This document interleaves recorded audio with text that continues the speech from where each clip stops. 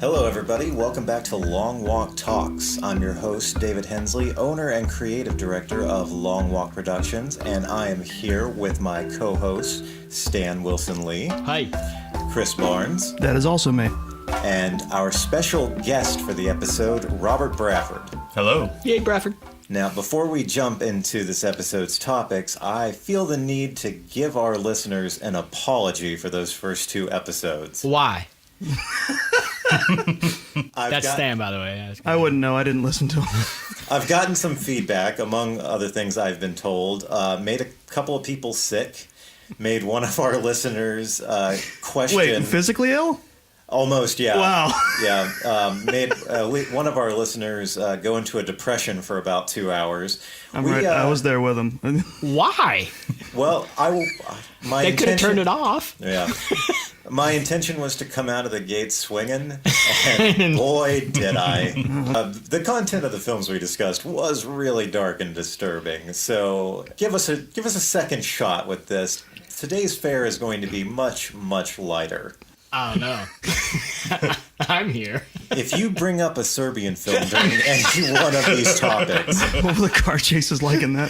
No, it's going to be Cannibal Holocaust. There are definitely some dramatic entrances in Serbian films, I understand it. And some exits. Oh. It took Chris a second to get that one. I don't even know if he did that on purpose, but it... That's how you bring down a room, Robert. All right, so today we are going to be discussing 5 overly specific things with examples that we love in movies. And the 5 topics that we're going to be discussing are car chases, dramatic entrances, one-off characters, uses of color, and soundtracks. And I'll explain some of those in a little more detail as we get to them. But we're going to start off with the softball question. This is an easy one for everyone. Favorite car chases in cinema? So let's start with our special guest, Robert Brafford. All right, I'd say for favorite car chase, I admit I'm not always captivated by simply one person trying to get somewhere faster than the other. So I like genre films that twist it up a little bit. One of my favorites has always been the freeway sequence from The Matrix Reloaded. Nice. The sequels to The Matrix get a lot of flack, very understandably, but I do think the action sequences in that are just so incredibly ambitious and epic in scope. And this one, which goes from, a car being chased by other cars to a fight between the front and the back seat of a car to a fight on top of a tractor trailer to a motorcycle going against traffic. It's just it's 8 separate set pieces just all in this one wrapped up sequence, and that alone right there almost justifies the sequels. I think those movies get flack because, well, honestly, it was an advantage that worked to their disadvantage. Where it's like they set everything up in the first movie, so the second movie they could just drop straight into action, and they did, and they went hard with it. And I think that was a turnoff for people who enjoyed the more thoughtful evoking bits of the first one, honestly. They also had leeway to do pretty much anything they wanted. Yeah, because the first one, like you said, worked to their advantage and their disadvantage. Mm-hmm. I agree with Robert that sponsored by Cadillac and GM pretty heavily. If you watch that scene, almost every vehicle involved is a Cadillac or a General Motors. Yeah, it's great. All right, so that's 1 vote of confidence for The Matrix Reloaded. Stan, what do you got? I got a couple. One kind of recent, one probably the epitome of brilliant car chases. 2 to that. Of course, you got the Getaway stuff, Steve McQueen's Getaway, the car chase, but The Vanishing, Quentin Tarantino. Oh, Vanishing Point? Vanishing Point, thank you. That car chase is brilliant. Yeah, that's one of the ones that's on my list. That entire film is just one long car chase. And it's wonderful. I mean, it's just nonstop. It's beautiful to watch, is what it is. And so, yeah, if you want to get into film school, this is what you do. This is how you direct a car chase, or this is how you film and shoot a car chase. That's definitely the prototype that you want to go to. For more recent stuff, got to go to Baby Driver. Yes. Pretty much anything that got into the car, and this will touch into other topics that we're doing for this episode is that the sound cuts, the sound design for the car chases, the filming of the car chases, the way the car chase became the meter for the film, and how they played to beats and how they set. Just brilliant. Just brilliantly done.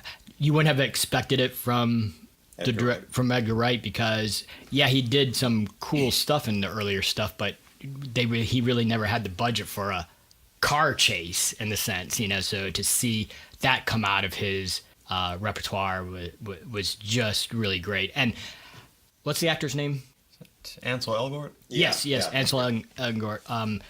He's got a career, and just the performance he does, and whoever his stunt driver was, if there was a stunt driver, which I assume there was, really, really, really great technique and really great control of the performance of, and I talk a lot about it because it really is a performance in that movie. It's another character, it's another actor, it's another, they spent so much quality time with the making of the car chases and the car stuff in that movie.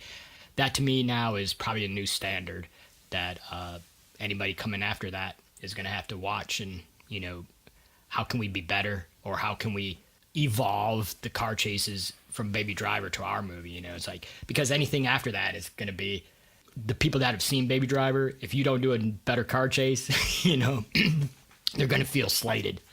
Chris? All right, so I have a few because I took the time to write some down. And funny enough, they're going to be a lot of them are going to be from comedies because actually I think they do a lot. They put a lot of effort when they do it for comedies because they're also playing it for laughs at the same time. One I forgot that I remembered you talking about Baby Driver. There's a movie. It stars Charlie Sheen and who was the girl in Buffy the Vampire Slayer? The original Christy movie. Swanson. The Chase. The Chase. Yeah. That entire movie is a car chase. Oh yeah. The entire movie. Yeah, actually, it's brilliant for an early 90s. It's fun. It's very fun. I remember catching it on HBO way back, and it's just the entire premise is just making fun of the culture of like the TV and media focusing on this type of stuff, and just like it was like an ensemble cast, and the whole thing was on the road practically the whole time. It was just fun, and Charlie Sheen wasn't as nuts. He was baby nuts at the time. Yeah, well, I'll tell you, one of my favorite ones is, it's going to sound weird, but it's from Ace Ventura 2, Ace in Africa. Nice. The final stretch when he's chasing down the villain in the monster truck. Is that the chase that ends with him flipping the monster truck perfectly into a parking spot? Yes, just like every other time he drives. It looks like he crash lands the car perfectly into a spot or wherever he's going.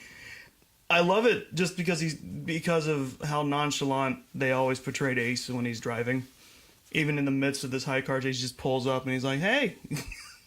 Two really good sequences are from Nolan's Batman movies. Okay. The tumbler going across the rooftops and Begins. Yes. Totally. And in Dark Knight, the whole road sequence with the Joker. Going underground. And And then coming back up on the streets. Or just racing with the tractor trailer. Yeah. And flip of the truck at the end of it. Yeah, we're gonna miss a lot because of course. we can talk about the Jackie Chan Super Cop movies, which have some of the greatest car chases in the world. But these are our there were favorites time right that now. came to mind. I could just talk about some of the Marvel ones. Just like there are ones you because unless you sit down and you're looking for this for hours on end, you're just like. You'll just suddenly think, "Oh, that one! I like that one. That one was cool." Here's one that's going to be out of left field, and it's going to. This movie might come up more often than it should. National Lampoon's Christmas Vacation starts with a car chase. Yeah. Because Clark Griswold's pride won't let him just let these guys go around, these two rednecks who are following him go around him. So it turns into this cat and mouse game that ends with them flying off the road. One I forgot about till I was looking at my DVD case. Team America World Police. Oh, yes, totally. They're chasing after the terrorists, and their actor is giving the signal, which is just wild puppet waving. He's like, he's taunting us. Wild puppet waving. I've always really enjoyed the end sequence from Johnny Dangerously when Johnny breaks out of jail and they're chasing him. And they're trying to they're disguising the car by tearing the is it like a shelf paper off of it, and every time it just cuts to I think it's Alan Hale actually. Alan Hale, the cop who's just reporting is like, okay, you're not going to believe this one. Now they're dressed like this and the car looks like this. Nice. And I think I can't give a huge number of examples because there are too many, but animation in general, Disney always kills it.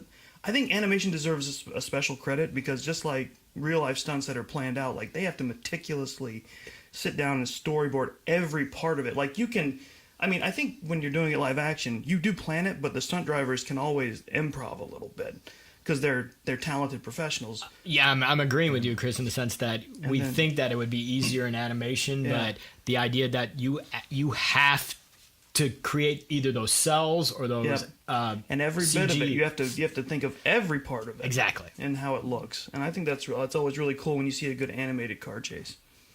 Just stepping in real quick, talking about great comedies great car chases out of comedies. I think the Blues Brothers. I was just thinking that myself. The entire end of the Blues Brothers. Yep. And Smokey and the Bandit. Yes. You go there, man. Yeah, totally. This is not. They're not really my favorites, but I noticed a weird connection between two movies that I couldn't believe like they had both done the same thing. I don't know if you guys have seen Who's Harry Crumb. Yeah. It's one of my favorite John Candy movies because he's kind of like an American Clouseau in that movie, and I love that. He's kind of like a bumbling private detective who they hire to because they don't think he'll actually solve anything, but he actually says, well, the climax of that and Liar Liar are actually exactly the same, where they're both trying to stop an airplane from taking off, and what they do to stop it is they chase it down the runway in one of those the runway steps cars. Both of them. They both have the exact same type of sequence. That's awesome. I will say, Who's Harry Crumb might be superior because it's to tie into a later subject. It's set to "Holding Out for a Hero" by Bonnie Tyler. All right. Well, my number one for a car chase is. Were we ranking these? Hold on, I got to start over. No, because I've got a couple of honorable mentions here as well. Yeah. So, but the number one for me is from the Ryan Gosling Drive. I thought that would come up, yeah. Yes. Specifically, the Mustang versus the Chrysler 300 after the botched robbery. Nice. Sorry if that's a spoiler to anyone. But the choreography, the cinematography in that scene, and the way it ends is brilliant. Almost as brilliant as the chase itself are the cutaways to Christina Hendricks in the back seat of the car during this entire chase. I also have Vanishing Point down as an honorable mention, just the entire film. And as one of the most over-specific subgenres of film, the 60s and 70s car-sploitation, the existentialist car film genre up there with Dirty Mary and Crazy Larry. Two-Lane Blacktop. Two-Lane Blacktop. Easy Rider. Easy Rider, definitely, yep. Vanishing Point, the original is brilliant. Yeah. Don't ever watch the 90s made-for-TV one with Viggo Mortensen. A very young, pre-Lord of the Rings Viggo Mortensen. And then my other honorable mention is the first three Bourne films, just all together. All the car chases. Yes. I think the one that ends Bourne Supremacy probably takes the cake, but all three of them are great. Now, when I was discussing these topics and how viable they were for discussion with some friends of ours, they all threw out examples that I'm going to mention. One of our friends mentioned The French Connection. Awesome. Another Mustang chase. Yeah. Along with Bullet. Mustangs get a lot of... That's probably the most famous because the fact the car loses 5 hubcaps. Yes. Yeah, that's like, true. From what I hear, the movie itself is pretty forgettable, but the car chase is pretty memorable. It's Connection's really good. good. No, not French Connection, Bullet. Bullet. Bullet's kind of an okay action movie, but the car chase is superb, as from what I hear. It's like, people have copied it over and over and homaged it. The Blues Brothers also got mentioned. Gone in 60 Seconds, the Nicolas Cage remake, regardless of your feelings about that movie as a whole, the car chases in that, specifically with Eleanor, the 68 Mustang Cobra, that chase at the end is pretty damn good. That also reminds me, the remake of The Italian Job has a pretty good chase sequence. Yeah. And finally, pretty much the entirety of Mad Max Fury Road, but especially going back to the Citadel. That's the movie's designed for it. Yeah, the entire finale getting back. And one of the cars being a giant tanker with with 6 that's an amazing amount of coordination. People just leaping from car to car. Yes. And guitar player. Yes, the Doof Warrior. Now, did we all consciously or unconsciously omit the Fast and Furious series?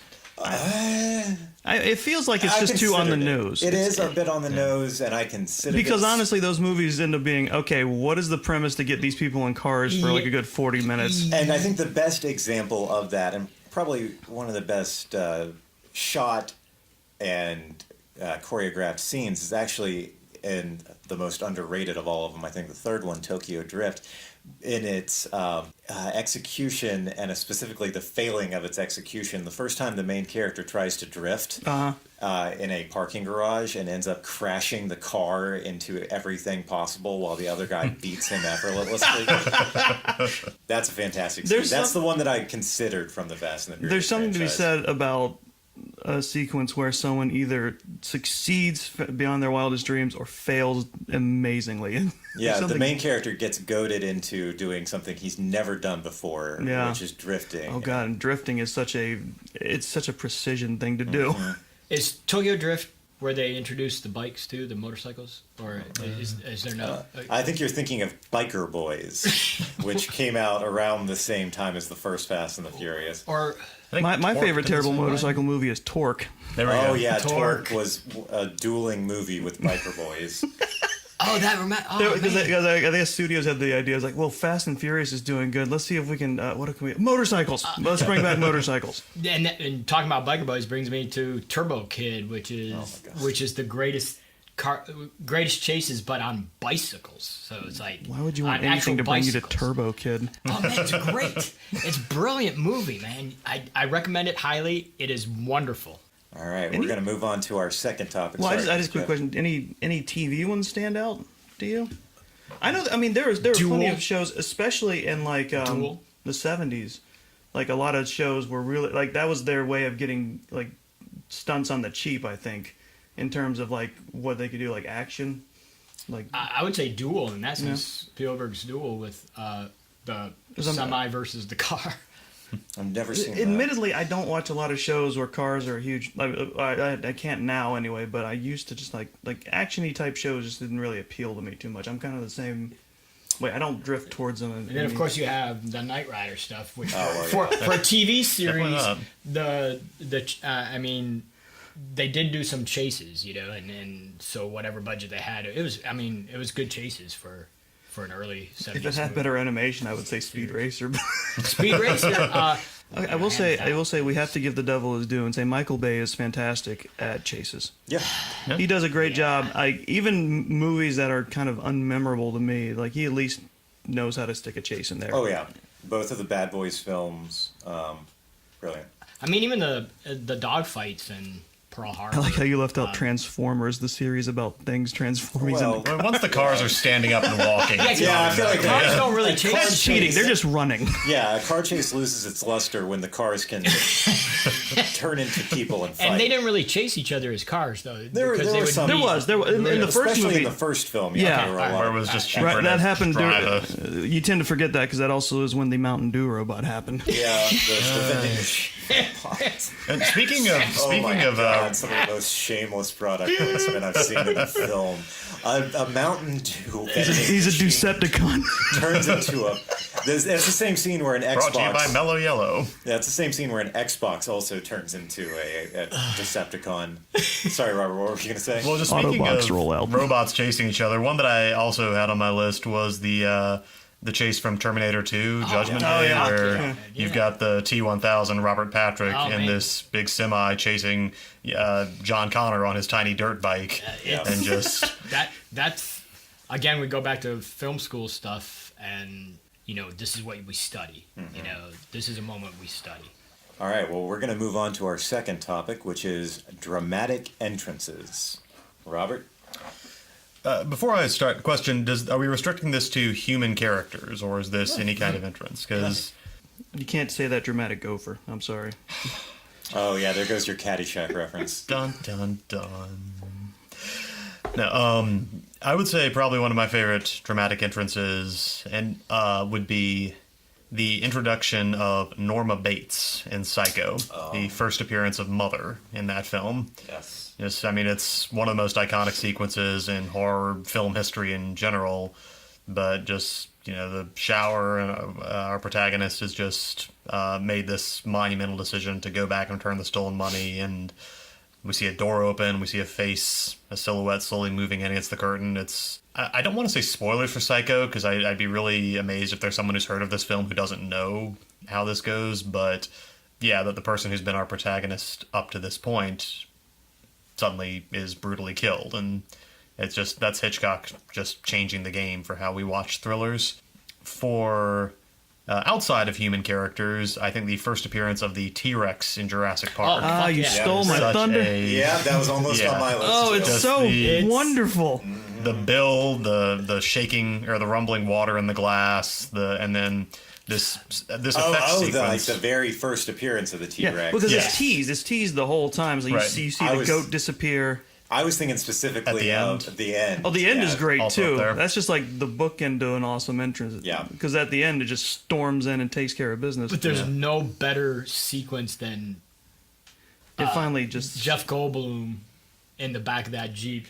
We gotta go faster. We gotta go faster. Well, he doesn't say it with that much emotion. He's like, faster. Faster. You go faster. Faster. Guys, dinosaur. And I get that too. It's an undersell, but it's an important one because it's like he's on the verge of panicking. You can hear it in his voice. Robert, that is one of the great, and again done by a master of great entrances and build up to moments. But Spielberg doing it with it just stomps into view, and that water movement is probably up there with Jaws in the sense of being totally dragged willingly, but totally freaked out of what's going to happen when you watch that water move, and then that T-Rex rips through the roof of the car. That wasn't supposed to happen either. That is definitely one of my favorite all-time movie moments, and I put it up there with Jaws as one of the great monster movie moments. And it's like, yeah. Do you have any more, Robert? Those are my top two. I guess I would say, stepping away from cinema, there was one other one. In television, the first appearance of Jed Bartlett on The West Wing, just because I love so much the first line they give to this show about the President of the United States. And for the first episode, it's the story of his staff running around trying to put out a bunch of fires. And the President's off camera for almost all of it. And then at the end of the episode, they're having an argument in the West Wing with some representatives of the religious right, and they get into an argument over what the first commandment is. And then off screen you hear, "I am the Lord your God. You shall have no other gods before me." And you turn and Martin Sheen walks into the room and goes, "Boy, those were the days, huh?" And just, it's like, okay, I can see you've got this great actor playing your part. You save him for the last scene, but by God, you put him on there when he shows up. All right, Stan, what are your favorite dramatic entrances? I'll go back to start. Gloria Swanson's first appearance in Sunset Boulevard is always going to be classic, and it literally is one of the best first moments. That actually has the best intro to a movie, one of the best intros to a movie with, the body in the pool, and then introducing William Holden, meeting Gloria Swanson, and she coming down the stairs. But admittedly, I have to admit, and this is probably a sequence as well, more than just but that first sequence in Dark Knight, when the bank robbery, when we first meet Heath Ledger's Joker, I think that is one of the great reveals. I think it's one of the great build-ups because you go through that whole sequence of the robbery and then him basically taking the people out one by one and then finally pulling off his mask, and it's the Joker. And he also gets a literal dramatic entrance in the party later on. Yeah, exactly. That is a great moment. But just the sequence and getting to meeting the Joker before you really even see, Bruce Wayne or Christian Bale's Batman, you hit the Joker first, and it's just really. It's really strong beginning for a film, and it really sets up the rest of your experience with Heath Ledger. The Tom Hardy's entrance in Fury Road is pretty brilliant. A lot of Tom Hardy's appearances, first moments in films in his Yeah, I films. was about to say they tried to replicate the villain first introduction for Dark Knight Rises Yes. with Bane. Yeah. He has a lot of memorable first moments, you know, in his stuff.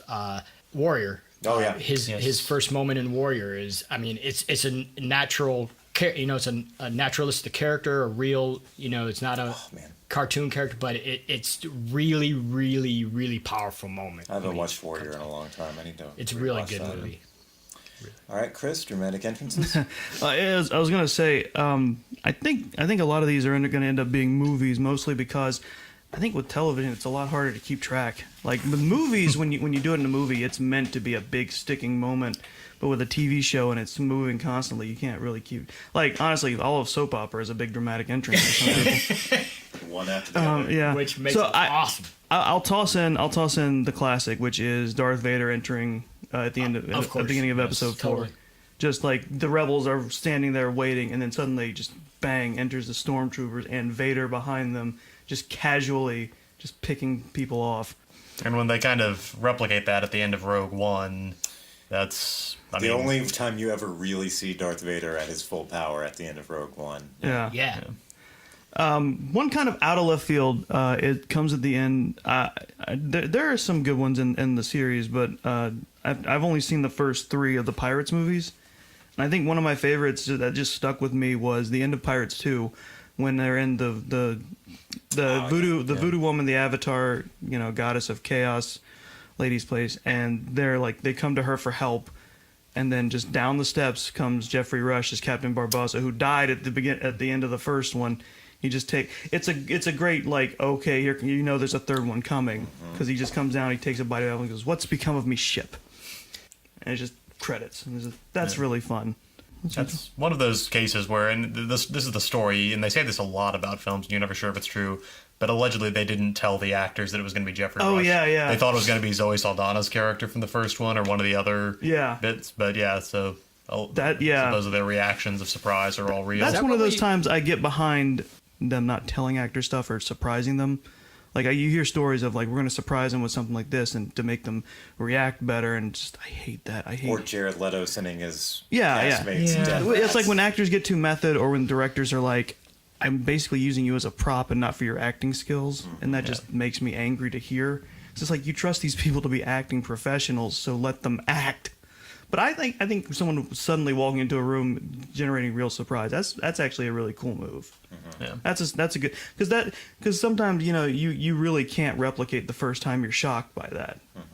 What else was I thinking? Oh, one I left off my list that I meant to put in, the first appearance of Judge Doom in Who Framed Roger Rabbit. Oh, wow. He walks in to the bar where Roger's hiding, and amongst everybody who really you can tell the people in the bar don't really care for tunes anyway, but he walks in and he demonstrates dip. He takes out this harmless little cartoon shoe, and it's even worse when you know at the end of the movie what he really is. This harmless little cartoon shoe, and he dips it in this cartoon dissolving substance, and it dies a horrible, horrible death that is only okay on screen because it's a cartoon. It is terrifying, and Christopher Lloyd is amazing. Yeah. And that leads into my next area. It was going to be Disney in general are good at dramatic entrances. Sure. Like Prince Ali from Aladdin is an entire dramatic entrance set to song. It's like, And Aladdin himself. Yeah. Robin Williams. okay, I admit I had to go on the internet for help, for reminders. Dr. Frankenfurter's entrance in Rocky Horror. Of course. Again, also to song. Yep. Yeah. And I think again, TV was hard to pick, but since I'm a wrestling fan, every wrestling entrance, it's perfect, because you get the crowd hype, you set it up, and you build to it, and then that music hits.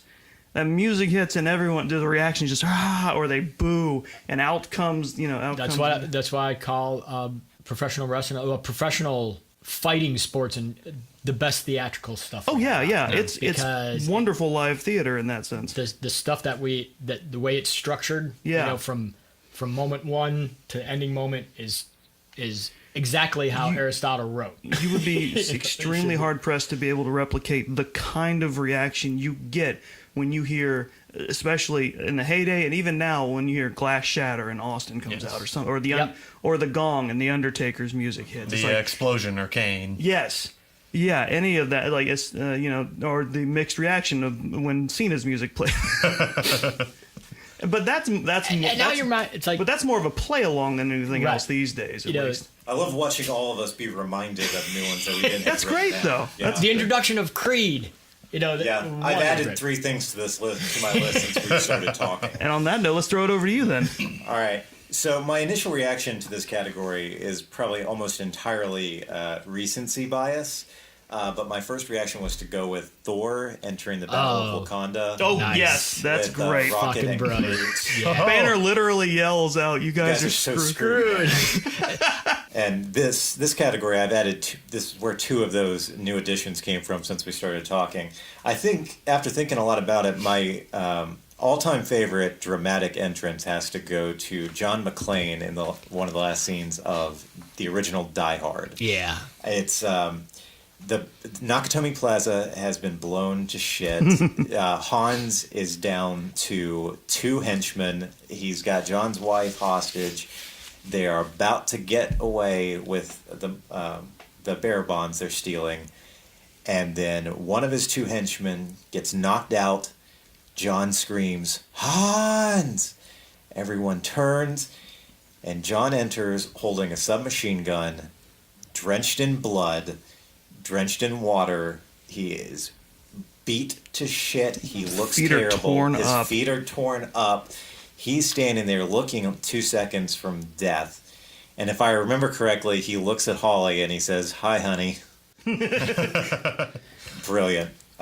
We've talked about The Dark Knight a couple times already. And Robert, you brought up last night Batman's entrance, bending the barrel of the gun. Yeah. I'm going with, and Stan, you brought up the Joker's entrance.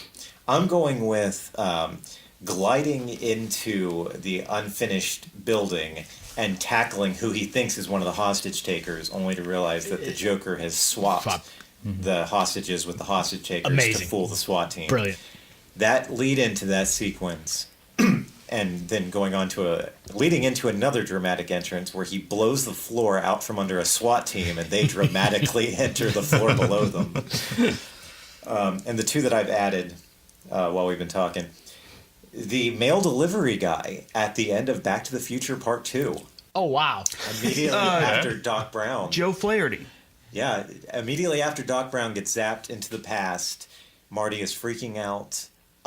Car pulls up, a man gets out with a letter for Marty from Doc in 1885. It's one of my all-time favorite film endings. The music flaring up as he's reading the line, going back into re-seeing the end of the first one from a different perspective. I love the whole thing. And finally, I'm going to end it on the Terminator's entrance at the end of the factory scene in Terminator 2, where John and Sarah are pinned down by the T-1000, and then they look past the T-1000, or they turn around to get away from him, and the Terminator, once again, beat to shit, torn apart, coming up over on that machine, holding the rocket launcher with his last grenade. Brilliant. Yeah. That I did jump in for one second because there's another one I forgot. I have not seen the movie and I need to, but Roddy Piper gets one in They Live when he enters the bank fuck yes. with the shotgun, and he gets the iconic moment of and so he's reportedly ad-libbed this. He goes, "I came here to chew bubblegum and kick ass, and I'm all out of bubblegum." Now, some more television examples brought up by our friends when I was discussing this with them. David Two Dogs Hayes, host of This Is a Work, brought up, and I haven't seen this, so I'm going with his word on this one, and maybe you guys have. Michael in the last episode of The Office. Oh yeah, he showed up at Dwight's wedding. Or no, Is that what it was? He did come to Dwight's wedding. He showed up as his best man at Dwight's wedding. Gotcha. I think that's when he came back. I'm not sure. I didn't see. I don't know if this that was the one. episode. I actually didn't see like the last 2 seasons of The Office. Yeah. The dogs threw that out there, so I wrote it down. And then the Daredevil's appearance at the end of the season 1 finale, when he shows up with the finished suit to fight the Kingpin on the streets of Hell's Kitchen. Yeah. That one got thrown out as well. the introduction of Kingpin Yeah, and the Daredevil series. The white painting. Oh my God, that's Vincent D'Onofrio starts the series with just his voice over phone, right? But then when you see him the first time, one of the great moments. Hell, that would count. His voice on the phone. Yeah, that shit is good. That is cinematic quality entrance there, man. And I think there's a lot to find in superhero. I mean, just in the Netflix Marvel series, the first appearance of Frank Castle and Daredevil. True, yeah. You've got, the whole first episode is It's about. part of the bread and butter of superhero Yeah. stuff. Yeah. Isn't it? Oh It's- yeah, we could make gotta an make entire it. list of have- yeah. superhero dramatic entrances. The superhero landing is part of that. That Deadpool makes fun points. of. Iron Man showing up in the Middle East in the new suit Yep. yes, in the first Iron Man. All right, we're gonna move. Before we move off of that, I found this when I was researching for dramatic interest. There's literally a site. It's run by AMC called filmsite.org. And they have an entire section of greatest movie entrances of all time. Nice. Filmsite.org/entrances.html, and they start from the 1920s and move up to present day. They have it divided out in like 5 to 10 year increments, just the entirety of movies. Nice. So if you want to just dive deep into that, there's your way to go about it.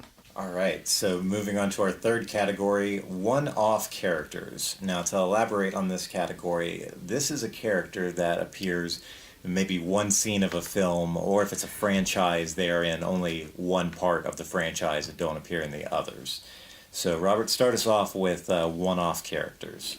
I actually interpreted that as characters that only appeared in one episode of a TV show. So I think that that's works too. That I was gonna say absolutely most works of my too. prep work was, and honestly, I spent a lot of time wrestling on that one because these days TV is so serialized. You don't really get people who only show up for one episode. You'll usually get at least a 4 or 5 episode arc out of a big guest star. But I decided to actually take it back to one of my favorite shows from when I was a kid, the Batman animated series, which is still one of the greatest adaptations of that character. But there's an episode of that series where there's in the world of the series there's an old superhero called the Gray Ghost, and he was this sort of adventure serial such hero. A good episode. And someone's committing crimes using the props and the methodologies from these old adventure stories, and Bruce Wayne figures this out because he was himself a huge fan of it as a kid, and it becomes clear over the course of the episode how much these old stories influence the way he is as Batman and the way he conducts himself. And he goes and he investigates the actor who used to play the Grey Ghost, a man named Simon Trent, who hasn't been able to get any other roles. He's just known for playing this one superhero character. He's having to sell old merchandise in the show to get by. And what makes it so beautiful is that Simon Trent is voiced by Adam West. And so you've got the 1990s cartoon paying this great homage to the old 60s Batman show, and not just doing it in a goofy way, but also recognizing a lot of the real life struggles that Adam West had after that. So it's this mix of affection and this bittersweet nostalgia. It's just shockingly mature for a children's show, which summarizes most of the best stuff from the Batman series. It's good timing to bring that up because they're about to release the remastered Blu-ray of the whole series. Oh, nice. Yeah. But yeah, that episode was really good. I think that was also was that their way of replacing Zorro, because Zorro was originally Batman's kind of inspiration heroically. Yeah, and I think in the comics, that's actually what they were leaving the movie theater of watching. The Mark of Zorro. Yeah. Stan, one-off character? this is probably the hardest topic for me. But there is one memorable performance of 10 minutes that will always stand the test of time. Robert Duvall in Apocalypse Now. He had 10 minutes, and he won an Oscar for the fucking 10 minutes. Probably one of the greatest speeches ever written for film, which leads us into Christopher Walken's moment in Pulp Fiction. Oh, okay, Pulp Fiction. All right. Okay. But Christopher Walken has a lot of one-off moments that he's done. I really thought you were going to take mine for a second. But Robert Duvall in Apocalypse Now, and basically all he's doing is crouching over land that he's just firebombed with napalm, and the whole love the smell of napalm in the morning, smells like victory, and he's basically just sitting there squatting, and you'd be hard pressed to find a better delivery of a speech than that moment. And it's like the production of the film just stops. The whatever's happening in the background gets quiet, and it's just Robert Duvall, and he owns that 10-minute chunk of film, and it will always stand out as one of the best moments in cinematic history. Chris? Surprise, surprise. Mine are very comedy based because comedy is a great area for this kind of thing, especially in movies and TV, where you just have like a character show up, be their weird selves, and then you don't see them again. But I'm going to start with, again, I told you it was going to come up again, National Lampoon's Christmas Vacation. Mary, the department store girl. This was almost on my list, And, I realized that it would be yeah. on yours. Yeah, because Clark is shopping for Christmas, and he decides, he sees her, and it starts off, he's like, he's kind of creepy for him perving on a younger girl, but what makes it such a funny scene is the fact that he thinks he's a ladies' man, and he's clearly not, because he just starts stumbling his way all over himself. And Mary, who I'm sure has to deal with this from a bunch of people all day, every day, is just kind of watching him just utter amusement because she knows how terrible he's doing. Also, there's a sense of obliviousness to her. A little bit. Probably because she's probably used to guys trying to fawn over her like this. That's my name. No shit. It's so wonderful. Another one, the Dempusburger cashier from Super Troopers, played by Charlie Finn. Nice. It is the scene. Do we have liter of cola? I don't want a large fart. I want a goddamn liter of cola. That whole scene is just like I'm sure cops have to deal with that constantly, and just like and the just the young punk kids who do not like cops, so they see an opportunity to fuck with them. And it's just like, and he's trying too hard to and the cashier's trying too hard to ingratiate himself to Farva. He's like, "How are you doing, Officer Farva?" "Don't spit in that cop's burger." And the best part of that is right after you hear in the background, it's a very nice little gag, but the guy actually like radios back like, "Roger, hold the spit." Just that whole sequence is just like the kid's clearly trying to get under Farva's skin, and it's working, and the only thing holding him back is Ramathorn going, "Stop it, stop it." I have a twofer from Spaceballs. First is Michael Winslow in the beginning. Mm-hmm. The technician who identifies. He says he's lost the bleeps, the sweeps, and the creeps. The what? The what? And the what? Just that whole sequence of him just doing his normal thing and them just reacting to it. It's just, and then at the end, John Hurt recreating Aliens. Oh yeah. He's with the crew, and they take the time to recreate the entire thing of the alien bursting out of him, which actually kind of could have been in our dramatic entrances moment too. I was thinking about that one actually. Then. And that's probably a great one-off character too. Just that whole sequence, and then John Hurt just looking up, going, "Oh no, not again." And one that's not strictly from a comedy, but they turned into a Mel Brooks moment. Jonah Hill from Django Unchained. The entire hooded Klanspeople moment. I'm just asking. The eye hole thing. Yes. The eye hole. That whole sequence is just kind of just out of the blue, and it's just like in the middle of this what should be a dramatic moment. All right, I have two from MCU, and they're kind of cheats. Okay. One is every Stan Lee cameo. I mean, seriously, they're each separate individuals. Or are they? Guardians of the Galaxy 2 kind of made it seem like he's a watcher. That's true. No, not a watcher, but they keep sending him in different places. Yeah. And if that doesn't count, then Mallrats, his scene in Mallrats. Oh, yeah. Nice. Where he gives the grandfatherly advice to the main character, played by Jason Lee. Nice. And this one is kind of a cheat because technically, I mean, Claw appeared in Avengers Ultron, but I think Black Panther should technically count as its own separate series. Mm-hmm. So Claw and Black Panther, because Andy Serkis just steals that movie, and I know it's not it's not fair to say that one of the few white people in it steals the movie away, but he does. He goes balls hard into that role. And I think the last movie one I have is, and this might be slightly an obscure pull, Raoul from UHF. Wow. host of Raoul's Wild Kingdom. Wow.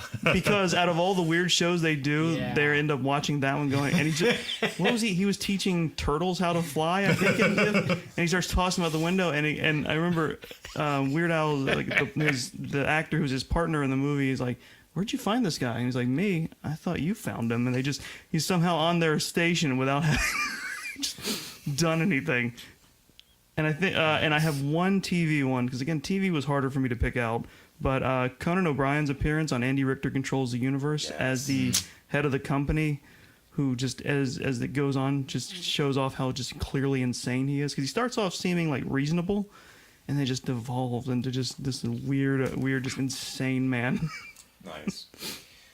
All right, I just have one, and it's the one that I thought Stan was going to steal earlier. I think I know what it another is. Christopher Walken role, but it's his scene in True Romance with Dennis Hopper. True that. It is one of the best scenes ever committed to a film, two of the best performances, some of the best dialogue ever written. I love it. Occasionally, I will go to YouTube and just watch that one scene. Their back and forth is incredible. All right, everybody, we have to take a quick break from the episode to give a shout out to our sponsor, the Ghost Mattress Company. The Ghost Mattress is an invisible mattress you put on your bed springs or just lay down on the floor of your bedroom. It's horribly uncomfortable, but you don't even know it's there. For true minimalist design, choose the Ghost Mattress Company. And now, back to the episode. So, we're going to move on to our next topic, use of color. Okay. Okay. It flipped, because I remember when you sent the list out, it was. We're going to have a lot of. I think we're all going to have a lot to say about soundtracks, so we're going to save that Yes, one we for are. last. So, use of color. Robert? For me, one of the films that most defines that is the Chinese film that was released in the US under the title Hero. I remember seeing that. Yeah. By Zhang Yimou. Great call. The story is roughly a prefect, just a local law enforcement officer, is brought to the palace of this great emperor of, I think it's pronounced Qin. It's Qin. My Chinese is non-existent, but because he has killed the 3 assassins who have been troubling this great emperor for so long, and he's brought before him, and because he's done this, he's allowed to advance within 10 paces, which no one's been allowed to do, and he tells the story of how he achieved this impossible feat. And as it goes back, and you start to see different versions of what happened. You see like different accounts and different possibilities of what brought him to this palace.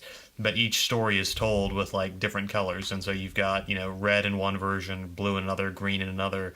And it's a wuxia film.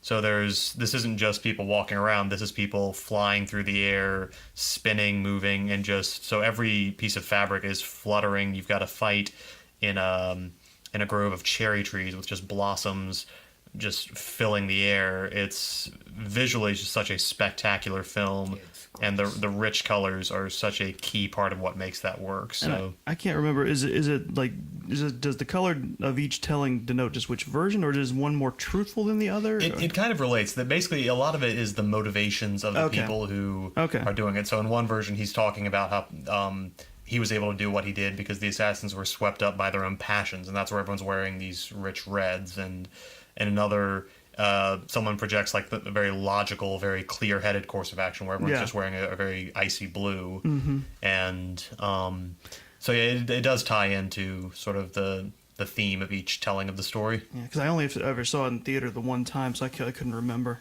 Stan? I have to definitely second Robert's stuff with Hero and a lot of the wuxia films in general. The use of color in the Hong Kong films and the Beijing films are just phenomenal. But my two things, one got on my list really, really recently, as of like about a half hour ago. But the first one, a lot of Peter Greenaway's stuff, specifically The Cook, The Thief, His Wife, Her Lover. Yay, you said it correctly. I told you to write it down and you didn't. Again, Wait, I missed it. What was the name of that again? The Cook, The Thief, His Wife, Her Lover. Now say it backwards. Don't say it backwards. which stars a young Helen Mirren, and she's gorgeous and awesome in this movie. And his Peter Greenaway's use of color is very similar to what Robert was saying about how each section of the film, and it's not necessarily a flashback of a story, but the cook has a color, the thief has a color, the wife has a color, her lover has a color. And so it's like whenever it goes into a scene that is centered around a specific character, it becomes that color. I mean, it does it on a dime. The editing is brilliant because, I mean, everything changes. The color of the scenery, the color of the costumes, the way the lighting reflects everything off of each other. And it doesn't do it in a harmful way where the colors wash out everything. It's a very smooth transition into it, and he does it in several of his films, but specifically this one. And it's just real, because a lot of the stuff in the movie is interiors. So whether it's an interior of a dining room at a restaurant or the interior of a tight men's room in the restaurant, they each have a specific quality and tone to the color, and it's really, really, really, really beautiful to watch. And again, going back to like car chases, it's a character in the movie, and so you're like anticipating the next tone shift based on the color because okay, we're in green section, or we're in red section, and because they'll repeat colors as they go from character to character. It's a very fine use of production as a character in that sense. So that's my favorite. And then what happened recently, half hour ago, David was watching the ultimate cut of The Watchmen. We give Zack Snyder a lot of disparagement, but for that film, we do not at all. And one of the reasons is the way he takes a comic book story and uses the colors from the comic and applies it to the film. And then in the ultimate cut, he includes the comic that's within the book. Tales of the Black Freighter. Tales of the Black Freighter. And so you actually have the colors of that story in the animated part of the Watchmen proper film. And then Dr. Manhattan's blue is a brilliant blue representing his, like you were talking about, the overreaching arm of logic and dispassion, and then everything, and the blood drip from the eye on comedian's button, smiley face button. It's just everything has a distinct. If it's not all color, there'll be that distinct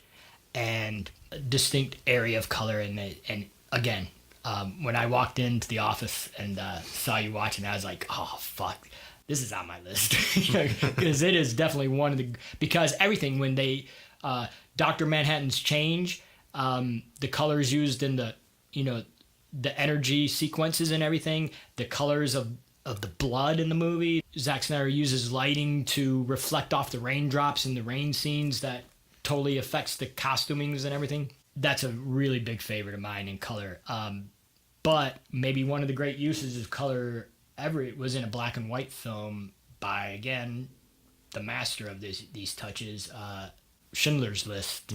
The little girl in red, that dude watches out the window and has to decide whether to kill or not, but she's important.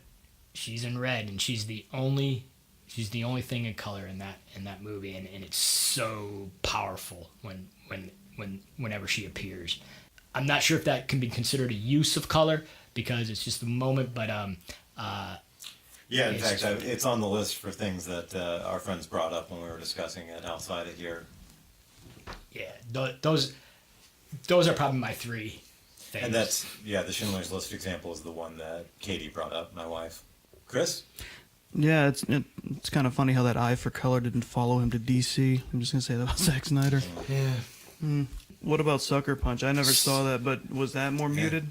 Yeah. Oh, yeah. That's very much that. So I'm guessing reality is brown. I hate that in video games. I hate it in movies. Well, we have to pay tribute to another black and white film that just killed it with color, and that's The Wizard of Oz. Oh, yes. Because you open up that door and suddenly you're in Color Town. Yeah. You know how they achieved that effect, right?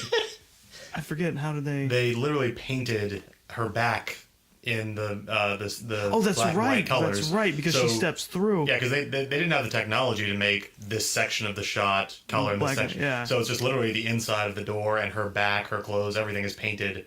So she walks through. It's all one color shot. Yeah. But it's just only one part of the set is, and it's just such an amazing effect the way it works. You know, a surprising one, well, actually, a surprising one for me is Dick Tracy. Dick Tracy is based on the comic strip, and for the movie, it's very noirish. It's very dark, but everybody is color coded and in bright colors. Yep. Just the whole, because that was the whole thing of Dick Tracy. Is just like Dick Tracy's in a giant yellow overcoat and hat, and all of his villains always wear bright, because they're gangsters, so they're flashy. It's interesting to watch. It's like this dark city, and then these just color everywhere at the same time. I think the best use of color in a movie was Blazing Saddles. No one's expecting that sheriff to be black at all. Well played. That was it. That was the joke. Well played, sir. No, really, my last thing to bring up is just Disney. Disney has the best eye for color, especially in animation. They know when to just explode with color everywhere and then mute it and darken it. You're right. They know how to make you feel just by shifting colors in the slightest. And They're they were masters. doing it before the technology. Absolutely. Too, so it's like, I mean, the Snow Whites, the Sleeping Beauties, I mean, even Dumbo. Even back then, when it is more muted in terms of how brightly they colored things, they made it count still. Exactly. I mean, the first appearance of Jiminy Cricket, you see this green cricket, you know, and the way it's framed, but the color, Absolutely. that is Jiminy, and it's like, so when that color appears for the rest of the movie, it's Jiminy Cricket, So it's like, you're totally right. I mean, even back in the days before they could do it on a computer, I mean, they were already feeling the sense of what this particular color can do to an emotion. 100%, yeah. I think that was basically it for me. Okay. All right, for me, this is another kind of softball answer here, but it really proves how simple yet effective the use of color can be. For me, my top pick is The Matrix. Just the usage of blue to denote the real world and green to denote when they're inside of the Matrix. And that the real world looked duller. It was darker, it was duller because it was more ravaged. And the Matrix was meant to simulate things looking at like they used to. And it's simple, yes, but also how much thought went into it. It would have been really easy just to, when you're inside of the Matrix, put the characters in green. But no, it's the way that the color grading of the film whenever they're inside the Matrix is just tinted ever so slightly green, enough to notice it, but not enough to overwhelm you with it. Going back to other answers that I received from our friends when we were discussing this, I missed one, the last category, when we were talking about one-off characters, so I'd like to go back real quick. I don't know, there's no time. Katie brought up the cleric from The Princess Bride, the male-age. Oh, good. Oh, yes. Yep. All right, and going back to the use of color, somebody brought up Unbreakable, M. Night Shyamalan. Good. Yeah. Yes. Another comic book movie. Specifically memorable is the use of purple in relation to Mr. Glass. Katie also brought up The Shining. Specifically, she brought up the carpet in the hotel and how well designed that is, and that carpet gives you a clear idea of where you are at in the hotel. All right, so our last topic, and this is going to be a big one. Soundtracks. Yes. Now, this is either licensed music or scores. All right. So, Robert, let's start with you. Licensed music or original score in film? Going with an original score, I'm going to start with kind of the big picture and then narrow it down.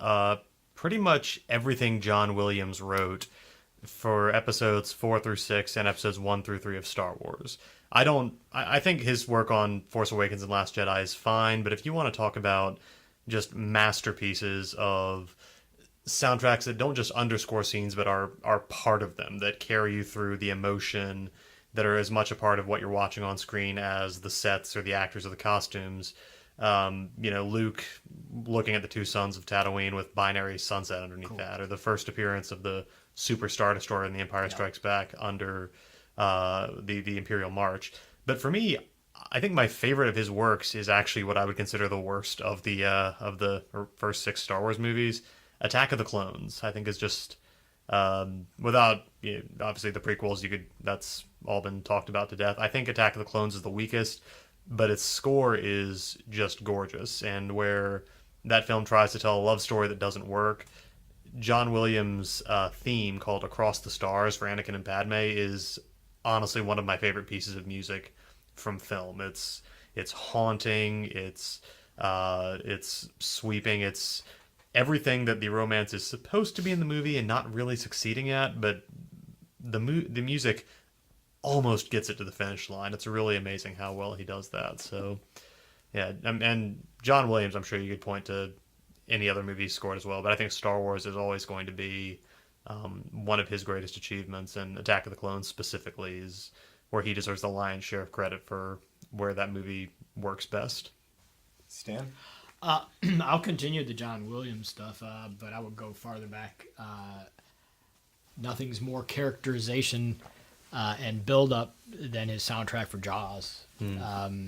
And that's kind of where we're introduced to John Williams for real, and I mean, he was used before that, but that's where he totally mastered his idea of theme and mastered his idea of how do I build suspense, and I would go, I mean, John Williams as a whole, of course, is going to be the man that we talk about.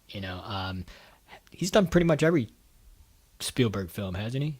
Even like the Munichs and Jurassic Park. And Jurassic Park again. Get there. The idea of, we're talking about production stuff being a character. His music is always a character in whatever film it is, and then if we talk that, then we go to, in the sense of use of songs, use of licensed music, American Graffiti. If we again, Lucas, who also uses John Williams sometimes for the Star Wars stuff, he did all the time. Lucas knew how to use Williams as well.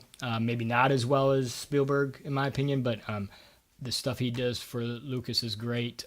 There's so many, all the way back to the beginnings of sound film. Your favorite stuff, the Big Sleeps, the Casablancas, all the scores of those early films. African Queen's score is brilliant. If you haven't seen that, see it for the sound alone. It's great. I could go on and on about music. My favorite, Almost Famous, Cameron Crowe's Almost Famous.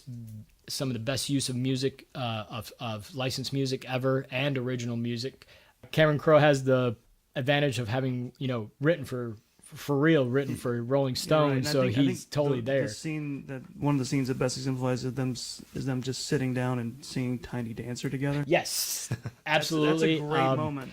I think half the budget of that movie probably went to licensing the stuff, and he may have had the advantage of, the artists liking him anyway, so they may have given him some stuff, but some sweetheart deals. Yeah, but I'm sorry, I have to. Probably the director that knows how to use songs the most is Quentin Tarantino, and now it used to be his early films are all licensed music, but now, he's doing Ennio Morricone stuff, so he's lured him back to a Western, which he said he was never going to do again. He's score happy. And he's getting great scores from people that weren't supposed to write great scores anymore, and so I think because of his influence through film, he respects music as a character. Chris? Oh boy, where do I start? So I'll cut in. One of my favorite composers, if we're talking about scores, is Thomas Newman, specifically for the American Beauty soundtrack. I've listened to that back to front so many times. I love it.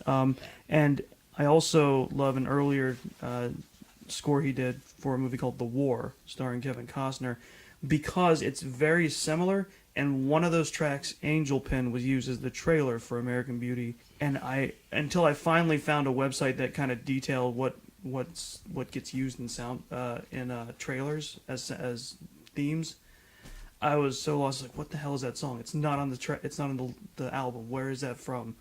And then I found that album. It's a really good album. I would recommend that. Sticking out from what you guys said, it actually is a recurring theme on my list of stuff, that there's some terrible movies that have had just killer soundtracks. The American Godzilla from '98. That movie's terrible. That soundtrack is amazing. It is. And I don't care. I like the Puff Daddy, Sean Combs, about to bring that up. Come With Me song. Another terrible movie, awesome soundtrack, Ready to Rumble, the WCW movie, starring David Arquette. It had, it was the first time I heard the song Last Resort by Papa Roach. It had a cover of Hit Me Baby One More Time by Dweezil and Ahmed Zappa. A cover of We're Not Gonna Take It by Biff Naked. A bunch of other good stuff on there. It was a fun listen. There are others, I'm sure, but I'll jump to TV for a second, because actually this is where a lot of stuff from TV jumps out at me, like The Simpsons. For 30 years, they've been creating awesome music. They've got multiple albums out, and I think some of them have won Grammys. But yeah, The Simpsons do amazing music, or they license music and they use it very either pointedly or poignantly. There's the moment when, I think the episode where Homer's mother dies, and he's staring up at the sky. I think, was it Starry Starry Night they used? But Don McLean's Vincent. He's just staring up and they fade out. That's a very, very poignant moment to me. My favorite comedy song off of that whole series might be the Canyonero car ad. And if you've ever heard that, just YouTube it. Just YouTube it. It's sung by Hank Williams Jr. of all people. And it's The Duff Beer. Oh yeah. Oh, there's so much good stuff. Bob's Burgers killed. They recently released an album within the last year of all their music. Because they do a lot of, especially with their credits, they put in a song and Isn't it like 108 tracks? Or it something was. Like that? It was over. Yeah, and right up there is another series that I really enjoyed. It was a Disney Channel cartoon called Phineas and Ferb, and that was actually part of the hook of the show. What got them greenlit was every episode they came up with an original song for the episode as well. And it's just it was funny enough made by two people who had worked on Family Guy previously. And it's a really fun. It's a fun show and very self-aware, and in a good way, not like kind of what Family Guy branched off into. But I would be remiss without mentioning any of the Muppet movies or the show. Oh God, yeah. I still have so much of the soundtracks in regular rotation on my stuff. And when it comes up, I'll sing along. National Lampoon's Christmas Vacation is a good holiday album, and I'm not sad about that. I'm not sad that I brought that up for the third time this episode. It is officially the Christmas season for me when I boot up my iPod or whatever I've got with me and play Christmas Vacation by Mavis Staples. That soundtrack is the reason I have Gene Autry's Here Comes Santa Claus. Because I will never be able to hear that song without a SWAT team member bursting through a window. Okay. You'll notice in our discussion, we're not the highfalutin art types. No. In our discussions about movies, we like movies, and a lot of it is schlock. I'm going to get highfalutin for one film. And that's fair, because when it's done well, and there's no denying it. One Dave might roll his eyes at. Napoleon Dynamite had a really good soundtrack. Regardless of what you think of film quality, it's really good and it's done, I think it's John Swihart. And he did everything on there, including covers of things. Like he did his own version of the A-Team theme. Yeah. Now some of the score itself is meant to evoke the weirdness of the movie, but there is one track. Well, there's one licensed song. There's The Promise by When in Rome. When in Rome, yeah. They use that to really good, and Only You by Yaz. They use those two songs to great effect, and they're really good. And there you go, reminding me. It's like we've been totally remiss. We haven't mentioned any John Hughes movies. Guy who took that's true. licensed music to an art form. That's true. Made whole movies based around songs. What is the Jamiroquai song that Napoleon dances to? It's Canned Heat. That's just a fun song, regardless of its use in the movie. And there's one track off of the score itself, and I don't think it was used in the movie because it's called alternate ending montage. So I think it was montage music that they didn't use, but it's actually very, very, very. I want to say not sentimental, but it's meant to evoke like a sense of things are good. I didn't want to throw out the word poignant after using it already. Hopeful, yeah, that's a good. Here's a weird one. I have this soundtrack and I listen to it because of the internet, specifically YTMND, because back in the day when that was a big thing, I don't remember I've never seen this movie. It is a Japanese movie called Kikujiro, but because of that site and them using tracks off of it constantly, I ended up buying it, and it's just a really, it's like it's some kind of coming of age story for a kid. And it's very low key and peaceful. It's a good soundtrack to calm down to and just enjoy. Disney and Pixar are naturally just the kings, and specifically WALL-E is one of my favorite soundtracks of all time. Anything that Randy Newman. Newman. He did the early Toy Story stuff. So it's like, yeah, I mean, they'll get the right people. Absolutely. It's like, hey, you do the songs. It's like, okay. Absolutely. I think Michael Giacchino also, who yes. Brad Bird, I think, first brought on board with The Incredibles, and just that very jazzy, up-tempo adventure music he did. And then, of course, he later came over to doing, he scored Rogue One. Mission Impossible. Yes. I'm getting to him. You're Jump fine. ahead. No, go, you can go ahead. I think the last one before I jump to a very special section of my list is Forrest Gump.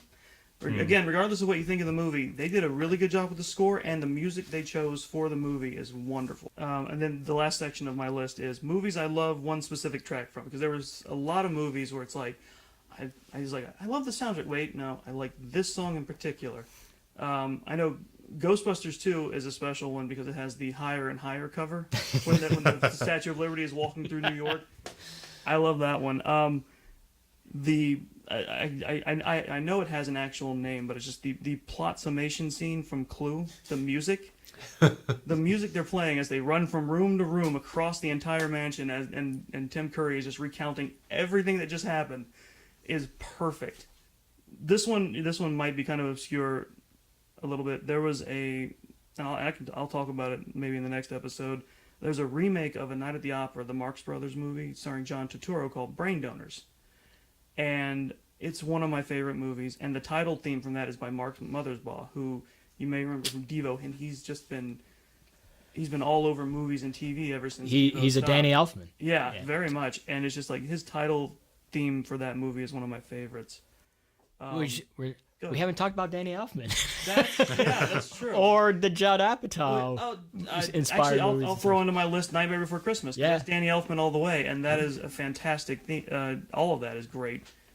From This Is Halloween to Oogie Boogie song, everything. Deadpool 2 did something great with their soundtrack. In addition to choosing great songs for great moments, the actual score of the movie, they do it straightforward, and they have the dramatic choral singing and stuff like that.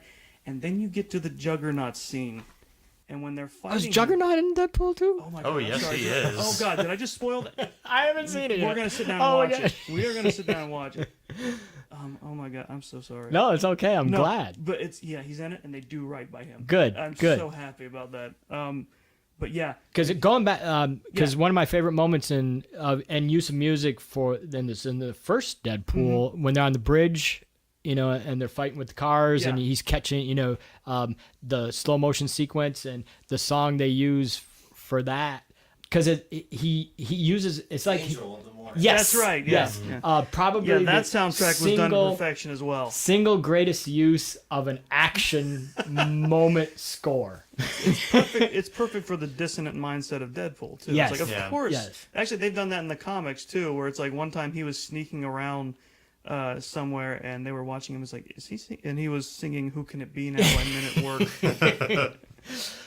But what I love in Deadpool 2, when it comes to the Juggernaut's fight, they do the score pretty straightforward with dramatic beats and the choral singing to ominous Latin chanting. Yeah. But when it gets to Juggernauts, they just turn that on its head, and they start singing Holy shitballs. Holy shitballs. I can't remember the exact phrasing, but it's like, it's just the fucking juggernaut. You can't stop this motherfucker. It's a chorus singing this as they fight the juggernaut, and it is amazing. And then I'm going to stop on a more serious note, because you mentioned Michael Giacchino. He also did the score to Up. Ah, yes. And everyone remembers Married Life, the opening montage to that movie, and it's great. But my favorite track off of that movie is the song from the scene where Carl he's made it to the spot he wanted to get the house to, and he's sitting in his living room with his wife's empty chair, and he's looking over the scrapbook, and the song is called "Stuff We Did." Yeah. It's 2 minutes, and it almost makes me cry every time I listen to it. Chris, I cried like a motherfucker. I'm tearing up right the fuck now. I cannot stand it. Literally one of the most beautiful things I've ever seen in cinema as a whole. I mean, now we're talking art. Yeah. Because, there's no dialogue. There's no lines. He's sitting in his chair, and this song plays, and you are there with him. And it because the kid is gone. Yeah. They've already left, right? Well, he was mad, and he was trying to send them off and get them to go home. He wanted to be left alone at that point in the movie. No, the kid was captured. That's right. The kid was captured, yeah. and I bawled like a baby. Yeah, I cried to that movie. Up was the first film to make me bawl like that since Beauty and the Beast. So it's like. I don't cry that much at film. Well, that's a lie. You've seen me cry 15 million times at movies at like superhero moments. Wonder Woman made me cry. But it's gotten more prevalent as I get older. I've noticed. It's more easy to just let that happen. But Up killed me. Yeah. Up. I mean, I was crying probably from moment one. When he first gets up. Yeah. And the house is moving with those balloons. I think I cried from that moment on all the way through the rest of the movie. It was beautiful. I have no room to judge you. I started crying 2 minutes into Christopher Robin and proceeded to cry I still need to see that, and I cannot wait to start crying through it. I can't. Yeah, we're a bunch of jaded old men, and it's like when something hits you right, it will. You can't have Jim Cummings be the voice of Winnie the Pooh and not feel something there. Well, before we get too emotional, I'm going to read the lyrics to the Juggernaut's theme song. Do it. Do it. Yes. Sing it. It's the words "fighting dirty" repeated 10 because times. that's what it's a theme from the movie. It's just you can't stop him. You can't stop this motherfucker. Holy shitballs repeated 10 times. Well, actually, that's the edited version. They went back and put the one from the movie back online where it's like, you can't stop him. He's the Juggernaut. That's the line that they cut out when they put it on the internet so that people wouldn't know it's the Juggernaut. Well, after that, it's holy shitballs repeated 10 times. It is. Oh, holy shitballs repeated 10 times. And the last lyric is, oh, holy shit. Yeah, because at that point in the movie, they're getting their asses handed to them. All right. Well, were you good, Chris? I was good. All right. My list is not quite as comprehensive as Chris's was. I'm going to start by talking about scores first. And when I said I was going to get highfalutin, there's one film in particular, The Assassination of Jesse James by the coward Robert Ford. Yes. Brilliant. I wish I'd brilliant. remembered that. That is a great soundtrack. It is gorgeous. Composed by Nick Cave and Warren Ellis. Of the Bad Seeds, Nick Cave and the Bad Seeds. Probably my all-time favorite is the Back to the Future score by Alan Silvestri. That's right. You brought up Danny Elfman. I think his Batman scores for Tim Burton's Batman and Batman Returns are brilliant. Yeah, they were the basis for going back a bit. They were the basis for the Batman the Animated Series music too. John Carpenter, Jesus Christ. Oh, yeah. Any of John Carpenter's themes, but especially the Halloween theme. This is an example of the filmmaker also does his music, and what great music. The man knows how to set a mood. It's a tense, scary mood, but it's a mood. Exactly. And then 2 guilty pleasure soundtrack or scores. The Terminator theme. It's How brilliant. is that a guilty pleasure? That's great. That one's not the next one. Is the RoboCop score. Okay. It's still great. Yeah. Still fucking great, man. As for licensed songs, Rob Zombie's The Devil's Rejects. Good call. Brilliant. Really good. It starts off with the Allman Brothers Midnight Rider. It ends with Freebird. Brilliant. And you brought him up, Quentin Tarantino. It's hard to pick one of his soundtracks because he is so well known for his musical choices. There's one song, at least one song from every one of his films that everyone associates with it. With Reservoir Dogs, it was Stuck in the Middle. With Pulp Fiction, it was Miserlou. Yeah. Kill Bill, it was the surf song. Yeah. She Fights the Crazy 88 too. God, Inglourious Bastards and Cat People Putting Out Fires. Oh God, that's right. Django Unchained. I was going to come back to Django Unchained. You know, I was talking about how he's become a score hound, you know, with the annual, but the The John Legend song. That's John Legend song. I'll give that to you. But if I had to pick just one of Tarantino's soundtracks, it would be the Jackie Brown soundtrack. Fucking brilliant. It is fucking brilliant. Starting off with Bobby Womack and Across 110th Street, all the way to Didn't I Blow Your Mind This Time by the Delphonics. Yeah, I think that is his best collection of music for a film. Because you brought up blowing an entire budget on music earlier, again, recency bias maybe here, but I've been rewatching Community, the Halloween episode of the second season that is set entirely to the music of ABBA. That's right. They spent a lot of that season's budget licensing the songs for For that a episode. music joke for that one episode. Yes. Yep. All right, and so the others that were suggested, Rocky. Oh, Rocky. Rocky's hands score down. is brilliant. Iconic. Hoosiers Fucking brilliant. It's been a while, but I'm sure it's great. and Wonder Woman. Wonder Woman is a great soundtrack. Specifically, what was brought up was the No Man's Land sequence. Oh yeah, Yeah. yeah. And we go back to, but sports movies in the sense of, use of color, but in the sense of, Rocky, Creed, to continue the Rocky stuff. Creed, excellent use of music and excellent use of expanding and enhancing the Rocky theme. You brought up sports films, and my mind went to a weird place. Before we start wrapping things up for this episode, I would like to thank Trey Parker and Matt Stone for the soundtrack to the movie Basketball. And for the soundtrack to South Park the movie. That's another brilliant one. It is, And but Team specifically, I want to thank them Team for the Basketball soundtrack for introducing me to Real Big Fish. One quick note on sports. We talked about sports movies. I think sports TV shows can also have that issue. Friday Night Lights, top to bottom 5 seasons of some of the greatest, both compositions by, I think, Snuffy Walden. Yeah. I don't know why he chose that nickname, but Snuffy Walden as the composer. W. Snuffy Walden. And then just the selection of licensed music, Explosions in the Sky, Jose Gonzalez, just really fantastic. And that'll be true of like ESPN or sports channels in general. Yeah. Like they know how to, the NFL, they know how to kill it that way too. I just can't stop thinking of new ones. I'm going to throw one more out, and then we're going to wrap up. I got one more too as soon as you're done. Kurt Sutter and his musical choices for fuck yeah. Sons of Anarchy. Brilliant. All right, well, thank you guys for indulging me in this It was extremely film nerdy conversation. So thank you, Stan, thank you, Chris, and thank you, guest star Robert Brafford, for coming in and joining us for this episode. If you have any thoughts about these 5 topics we've discussed, car chases, dramatic entrances, one-off characters, use of color, or soundtrack, you can feel free to email them to me at david.longwalk@gmail.com. And make sure that you give a like and a listen to our sister show, This Is a Work, a monthly WWE podcast hosted by David Two Dogs Hayes. And if you enjoy both of these shows, feel free to leave a rating and a review for us on whatever platform you are listening on. Thank you very much. Bye-bye.